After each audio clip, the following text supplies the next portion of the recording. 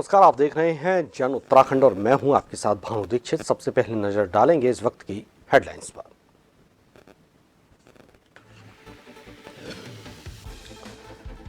CM योगी ने उत्तराखंड में की ताबड़तोड़ रैलियां, श्रीनगर, रुड़की और देहरादून में की जनसभा। बोले माफिया जेल नहीं सीधे जहन्नुम भेजे जा रहे हैं। योगी ने सीएम पुष्कर सिंह धामी का तूफानी दौरा जारी। आज यूपी में भरी हुंकार, पीलीभीत के गभिया सहराई प्रबुद्धजन सम्मेलन में की शिरकत।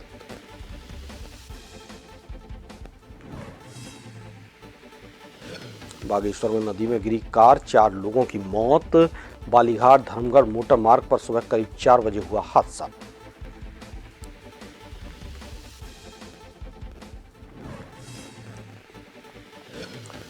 बाबा तरसेम सिंह की हत्याकांड के 2 आरोपी गिरफ्तार। एक को लखीमपुर तो दूसरे को हरियाणा से पकड़ा। सुल्तान सिंह वारदात का है मास्टरमाइंड।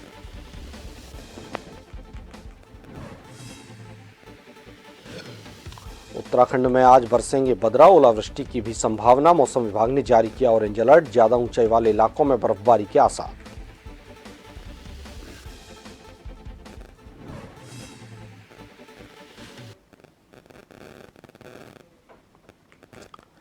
खबर विस्तार से। उत्तर प्रदेश के मुख्यमंत्री योगी आदित्यनाथ रविवार को चुनाव प्रचार के लिए हरिद्वार पहुंचे। प्रचार के दौरान उन्होंने अपने एक युवा फैन शौर्य को मंच पर आने को कहा। बच्चे शौर्य को योगी की तरह भगवा रंग के कपड़े पहनाए गए और उसके बाल कटवाए गए थे। उत्तर प्रदेश के मुख्यमंत्री ने अचानक मंच पर बुलाया तो युवा शौर्य की खुशी का ठिकाना नहीं था। उन्होंने उत्साह के साथ सीएम योगी से अपनी बातचीत के बारे में बताया। शौर्य के पिता ने बताया कि उनका बेटा यूपी के सीएम का भारी फैन है और अक्सर उनकी तरह कपड़े पहन लेता है।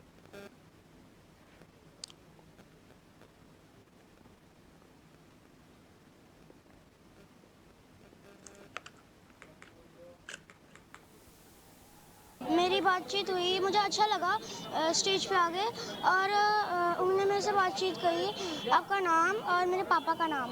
उनको मिलकर कैसा लगा आपको? मुझे उनसे मिलकर अच्छा लगा। देश के अंदर कांग्रेस ने तो समस्याएं दी, ये आतंकवाद की समस्या, नक्सलवाद की समस्या, भ्रष्टाचार की समस्या, परिवारवाद की समस्या, देश के अंदर जातिवाद की समस्या।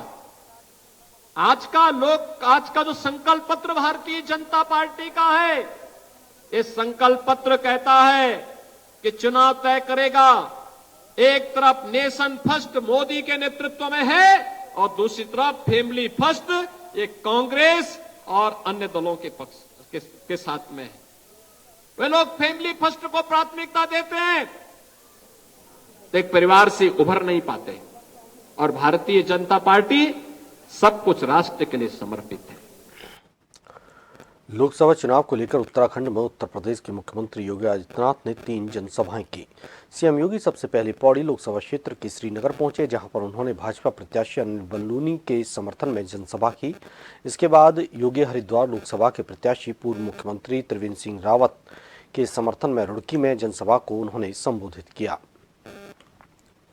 इसके बाद योगी आदित्यनाथ ने टिहरी लोकसभा सीट के अंतर्गत आने वाले देहरादून जिले में जनसभा की। सीएम योगी आदित्यनाथ ने देहरादून में टिहरी लोकसभा सीट से भाजपा प्रत्याशी माला राज्य लक्ष्मी के पक्ष में जनसभा की।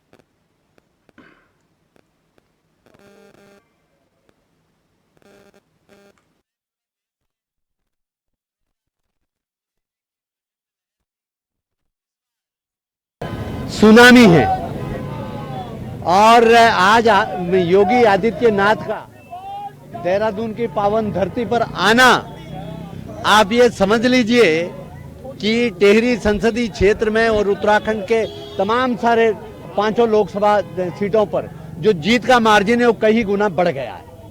आज ऐसा खुशी का दिन, ऐसा खुशी का माहौल है। सबसे पहले तो जो आज हमारे मोदी जी ने जो शपथ पत्र दिया है उसके लिए हम मोदी जी के लिए बार बार धन्यवाद और बधाई देते हैं। मोदी जी हम मोदी जी का परिवार है, मोदी जी हमारे हैं। हाँ, मुझे पूरा विश्वास है कि भारतीय जनता पार्टी से मैं 400 पार जो मिशन है वो पूरा करेंगी, क्योंकि मोदी जी के जो विचार, मोदी जी का जो मिशन, मोदी जी का जो विजन वो राष्ट्र हित में है। और जैसे आप जानते हैं उत्तर प्रदेश में योगी जी ने जिस तरह माफियाओं का पूरा जड़ से सफाया किया है और उससे देखते हैं एक आम जनमानस वहाँ उत्तर प्रदेश में जिस तरह सुरक्षित मानता है अपने आप को, उस तरह यहाँ की जनता भी उन्हें अपना आदर्श मानती है। सीएम योगी आदित्यनाथ ने श्रीनगर गढ़वाल में कहा कि आज भारतीय जहां भी जाता है लोग उसे सम्मान से देखते हैं। पहला CDS उत्तराखंड ने देश को दिया है। उन्होंने कहा कि कांग्रेस के समय में 150 जिलों में नक्सलवाद था, आज देश के 3 या 4 जिलों में है। उन्होंने कहा कि तीसरा मौका देकर देखें, तीसरे कार्यकाल में ये भी खत्म कर देंगे।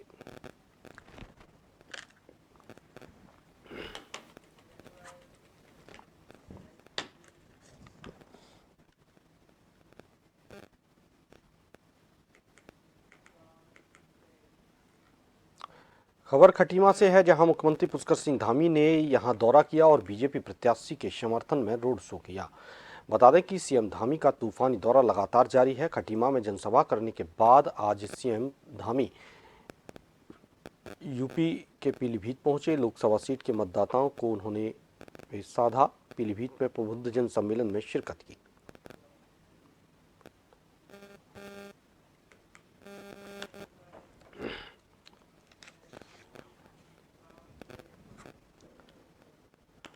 पंद्रह अप्रैल को मसूरी में भारतीय जनता पार्टी के राष्ट्रीय अध्यक्ष JP नड्डा का दौरा है, जिसको लेकर भारतीय जनता पार्टी के कार्यकर्ताओं में खासा उत्साह देखा जा रहा है। नड्डा के दौरे को लेकर मसूरी विधानसभा भाजपा प्रभारी कमली भट्ट द्वारा कार्यकर्ताओं के साथ बैठक की गई।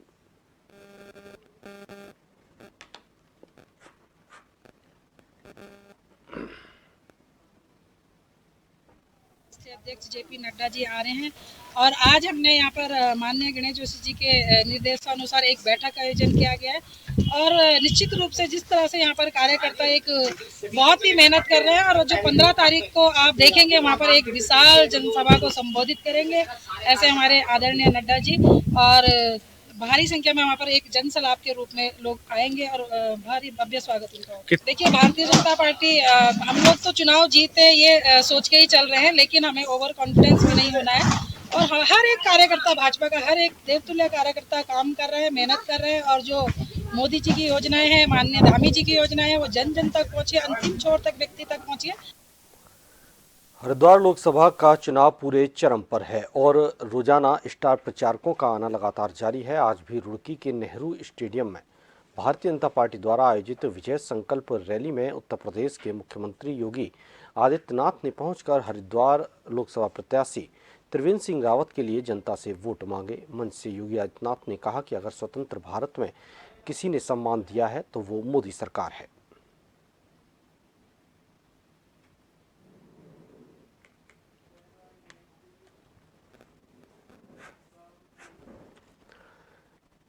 कांग्रेस के दिग्गज नेता, पूर्व कैबिनेट मंत्री और पूर्व राज्यसभा सांसद महेंद्र सिंह मेहरा ने लोहाघाट विधानसभा में कांग्रेस के प्रचार की कमान संभाल ली है। रविवार को पूर्व मंत्री मेहरा ने कांग्रेस पदाधिकारियों के साथ लोहाघाट विधानसभा के गुमदेश क्षेत्र पहुंचे, जहां उन्होंने विभिन्न गांवों में डोर टू डोर कांग्रेस प्रत्याशी प्रदीप टम्टा के लिए वोट मांगे।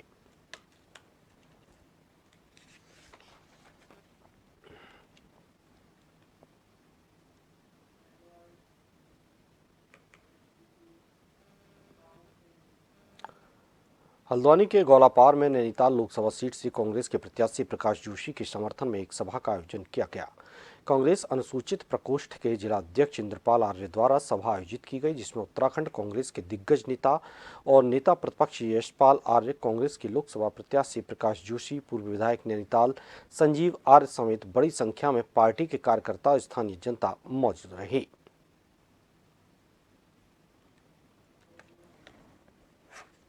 बाबा साहब का योगदान संविधान के निर्माता के रूप में, एक महान कर्मी योग के रूप में, एक युग पुरुष के रूप में, एक मसीहा के रूप में हम उन्हें हमेशा उनका नमन करते हैं, प्रणाम करते हैं और उनको सत नमन करते हुए यही कामना करते हैं बाबा साहब ने जो संविधान में हमें मूल अधिकार दिए हैं हम उनकी रक्षा कर सकें, उनका अनुपालन कर सकें। और निश्चित रूप से चुनाव भी है, चुनाव में हमने यहाँ की महान जनता से, माताओं से, बहनों से, बुजुर्गों से, नौजवानों से अपील भी की है कि यहाँ का दोष देखते हुए, यहाँ के महिलाओं को देखते हुए, युवाओं को देखते हुए परिवर्तन की पूरी रैली चल रही है। परिवर्तन होना है और कई वोट ऐसे हैं कि जो खुल के नहीं आ रहे हैं और उनको लग रहा है कि कांग्रेस को लाना ही हमारा भविष्य का आगे तय करेगा। जिस तरीके से महिला उत्पीड़न का मामला आ रहा है और जैसे यहाँ का ये अतिक्रमण के नाम से सूची में बिंदु खत्ता और बागजाला कई गाँव में इन लोगों ने जो अतिक्रमण सूची बनाई है उसका खामियाजा कहीं ना कहीं इनको भुगतना पड़ेगा।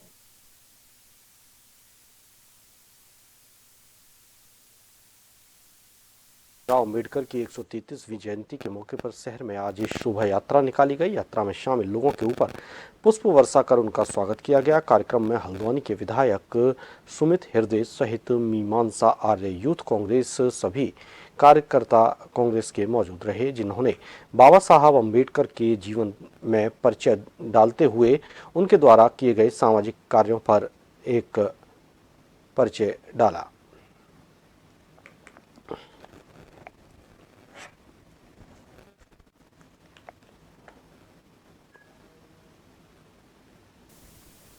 महत्वपूर्ण डॉक्टर भीमराव अम्बेडकर साहब का जो जीवन है और जो पूरा उन्होंने जीवन समर्पित करा देश की सेवा में, समाज की सेवा में, सामाजिक समानता की बहुत बड़ी लड़ाई लड़ी।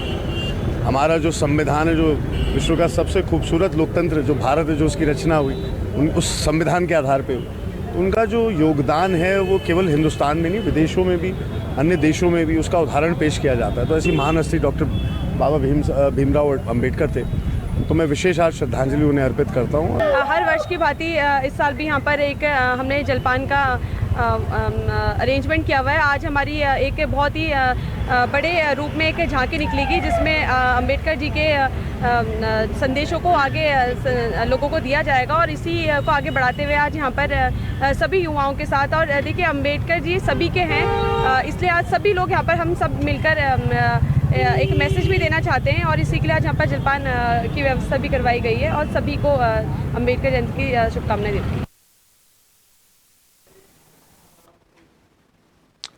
फिलहाल यहाँ रुकेंगे एक छोटे से ब्रेक के लिए।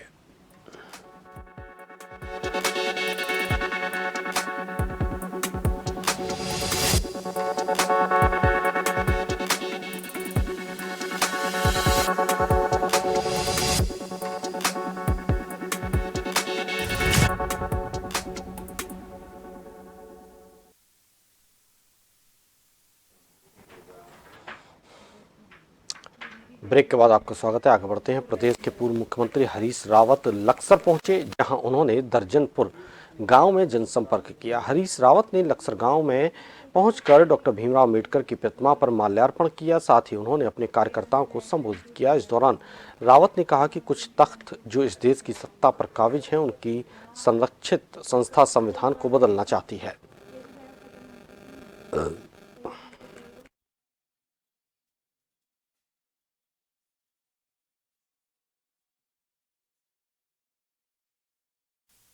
जिसमें लोकतंत्र दांव पर लगा है, भारत की अखंडता एकता दांव में लगी है और भारत को एकता के सूत्र में बांधने वाला संविधान दांव में लगा हुआ है, क्योंकि जो ताकतें आज सत्ता में हैं वो भारत के संविधान को अपनी मनमानी के रास्ते में बाधा मानते हैं। उनकी संरक्षक संस्था भी इसको बदलना चाहती है, संविधान को बदलना चाहती है और समय समय पर आरक्षण के खिलाफ वो कहते रहे हैं। तो आज आरक्षण भी खतरे में है। तो ऐसे समय में 2024 में उन सारी ताकतों को, शक्तियों को एकजुट होना चाहिए जो भारत के संविधान में यकीन करते हैं, जो आरक्षण में यकीन करते हैं, जो लोग सामाजिक न्याय में यकीन करते हैं। देश भर में धूमधाम के साथ डॉक्टर भीमराव अंबेडकर की जयंती मनाई गई। भाजपा के प्रदेश प्रभारी दुष्यंत कुमार गौतम ने हरिद्वार के ज्वालापुर में डॉक्टर भीमराव अंबेडकर की मूर्ति पर पुष्प अर्पित कर श्रद्धांजलि दी और हरी झंडी दिखाकर शोभा यात्रा को रवाना किया।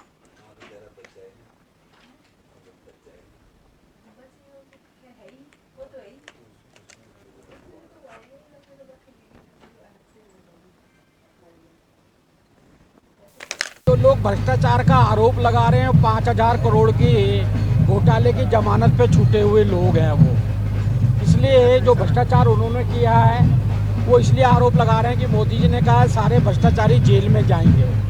मुझे लगता है कि आज उत्तराखंड की जनता ने और उत्तराखंड के लोगों ने, क्रांतिकारियों ने जो उत्तराखंड के निर्माण में सपना देखा था, आज उत्तराखंड की सरकार उसे पूरा कर रही है।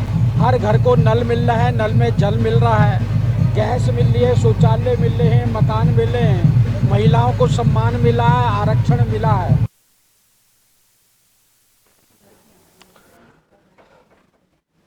अल्मोड़ा में रणबांकुरों के शहर द्वाराहाट में ऐतिहासिक स्यालदे बिखोती मेले का विधिवत उद्घाटन हो गया है, जिसमें रणबांकुरों ने इतिहास को साक्षी मानते हुए अपनी पारंपरिक शैली में ओड़ा भेटने की रस्म अदा की।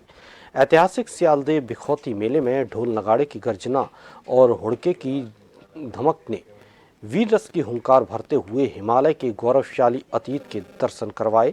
इसमें जहां एक ओर रणबांकुरों ने उत्तराखंड के लोक संस्कार नृत्य से अपने युद्ध कौशल का प्रदर्शन किया, तो वहीं संपूर्ण द्वारका क्षेत्र की महिला शक्ति ने प्रेम और श्रृंगार रस से लवरेज, झोड़ा और चांचरी ने माहौल में अलग ही मिठास घोल दी।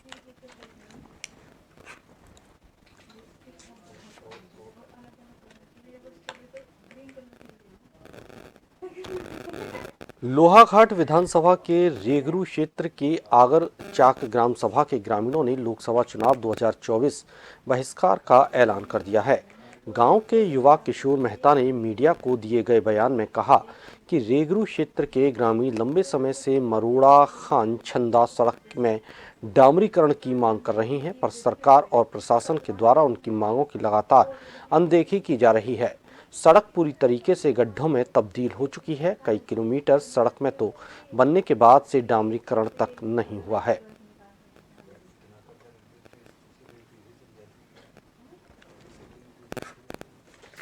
हमारे यहाँ ये रोड है, उसमें काफ़ी खड्डे हैं।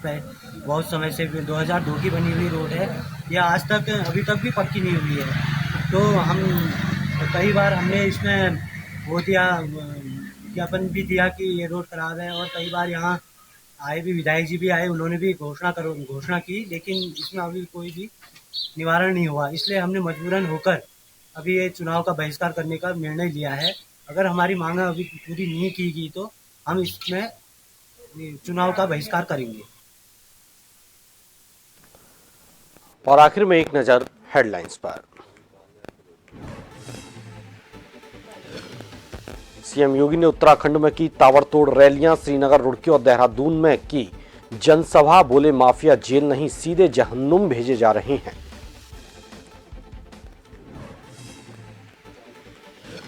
सीएम पुष्कर सिंह धामी का तूफानी दौरा जारी। आज यूपी में भरी हुंकार, पीलीभीत के गभिया सहराई प्रबुद्धजन सम्मेलन में की शिरकत।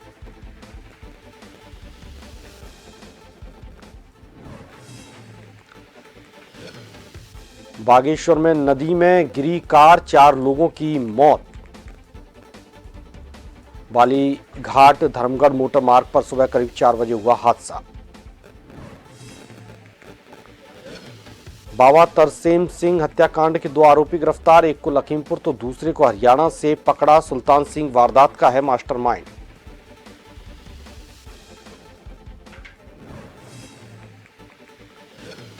उत्तराखंड में आज बरसेंगे बदरा, ओलावृष्टि की भी संभावना। मौसम विभाग ने जारी किया ऑरेंज अलर्ट, ज्यादा ऊंचाई वाले इलाकों में बर्फबारी के आसार।